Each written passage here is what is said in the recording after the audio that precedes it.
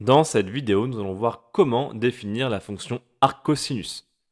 Donc définition, soit f qui a x associé cosinus de x, la fonction qui va de R dans R.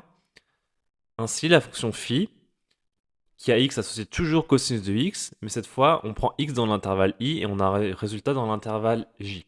Alors on va chercher ces deux intervalles i et j de sorte que la fonction phi soit bijective. Donc qu'est-ce que ça veut dire bijective? Ça veut dire que si on prend un nombre quelconque de l'intervalle j ici, il existera alors un unique antécédent dans l'intervalle i.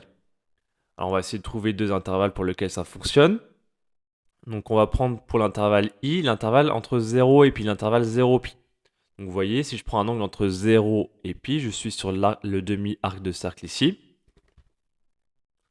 Et du coup, si je prends un angle quelconque sur cet arc de cercle, le cosinus sera compris entre moins 1 et 1. Je vous rappelle, le cosinus, c'est l'axe des abscisses. Donc on va atterrir dans moins 1, 1 forcément.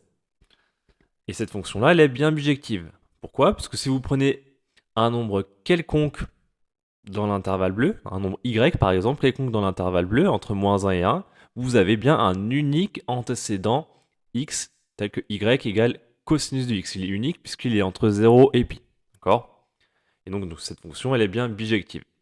Donc, comme pour n'importe quel élément dans moins 1, il existe un unique antécédent dans l'intervalle 0pi, en fait, on peut définir une fonction qui a un nombre dans moins 1 associe un nombre dans 0pi.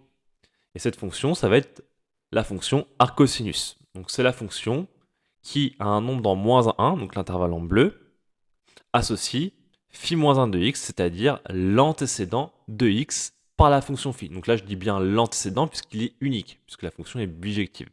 Et cet antécédent, il est bien entre 0 et pi. D'accord? Alors, on résume la situation.